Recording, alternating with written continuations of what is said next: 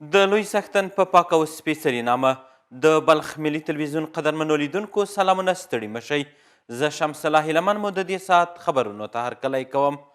په بلخ ولایت کې د دغه ولایت د اطلاعاتو او کلتور د رئیس په مشرۍ د ملي او نړیوالو رسنیو ترمنځ میاشتنۍ غونډه جوړه شوه. په دغې غونډه کې د یو شمېر رسنیو مسؤلینو د خبریالانو پر وړاندې د ستونزو او ننګونو په اړه خبرې وکړې او د خبریالانو په ښې همغږۍ ټینګار وکړ.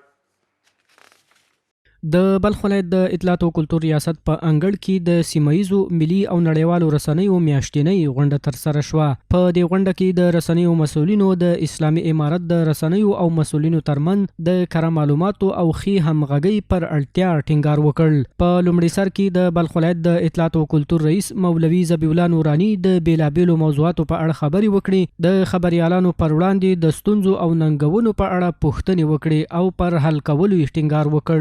د بلخ ولایت مقام ویان وویل خبریالانو د سم راپور ورکولو پر اصولو او له رسنیزو بنسټونو سره د ښو اړیکو او د ویډیویي او غږیزو رسنیو ستونزو او ننګونو پر حل خبرې وکړې.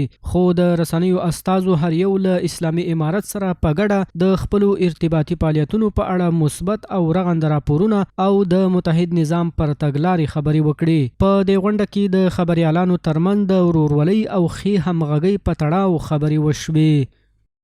د بلخ ولایت د ترافیکو مدیریت مسؤلین وایي چې په روان کال کې پر لویو لارو د 122 ترافیکي پیښو له امله 108 تنو خپل ژوند بایللی دی او 180 تنه نور ټپیان شوي دي.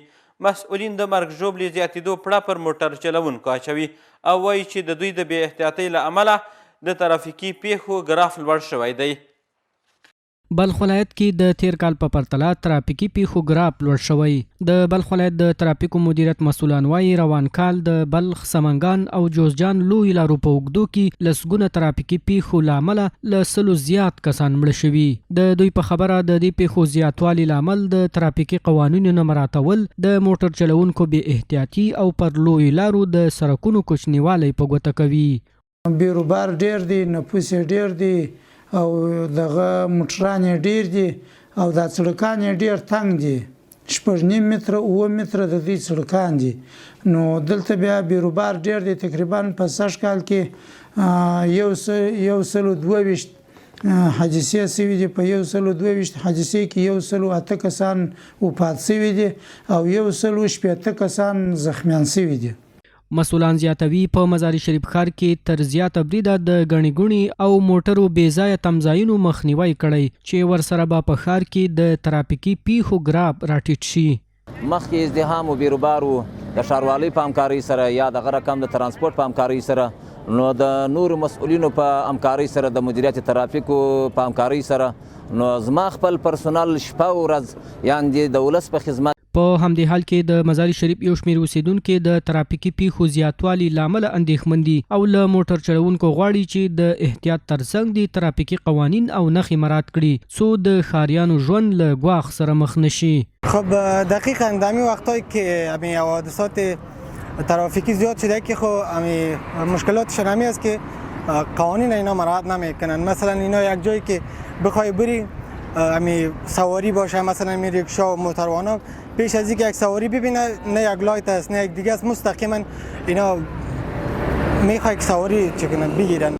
د یادونې وړ ده مسؤلان وایي په راتلونکو کې د ترافیکي پیښو د ټیټوالي او مخنیوي لپاره موثرې برنامې په پام کې لري. د مزار شریف ښار د 10مې امنیتي حوزې مسؤلین د یوې ښځې د اختطاف په جرم د یو تن د نیولو خبر ورکوي او وایي چې له دې کس سره یو اراده کورولا موټر هم نیولی دی او 2 تنه نور د امنیتي ځواکونو تر پلټنې لاندې دي.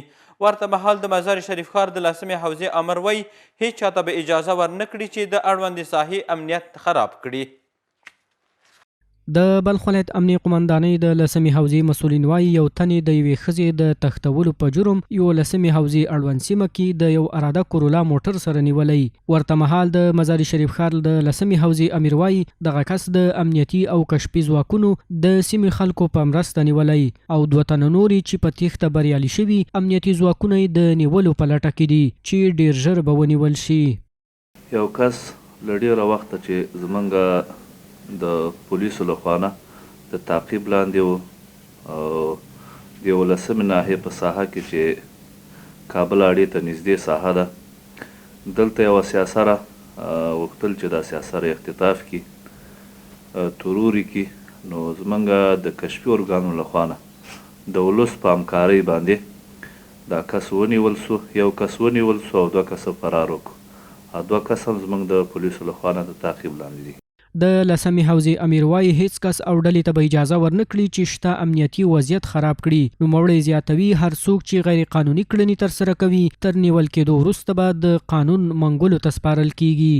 دوی ټولو ته دا خبره ده چې دوی د توبه وباسي او اسلامي نظام ده، شرعي نظام ده، الله راوستی او شریعت قانون دی ومني او زمونږ د ولس امنیت دی نه خرابوي. او که چیرته دوی زمونږ د ولس امنیت خرابوي او زمونږ ولس ته ستونزې جوړوي، انشاءالله موږ به دوی که هر ځای وي انشاءالله دستګیره کوو به او د شریعت قانون منګولو ته به سپارو. د مسؤلینو پر وینا د نیول شوي کس د دوسیو تر بشپړېدو وروسته به عدلي او قضایي ارګانونو ته وسپارل شي. د بلخ ملي تلویزیون قدرمنو لیدونکو دا و د دې مهال خبرونه.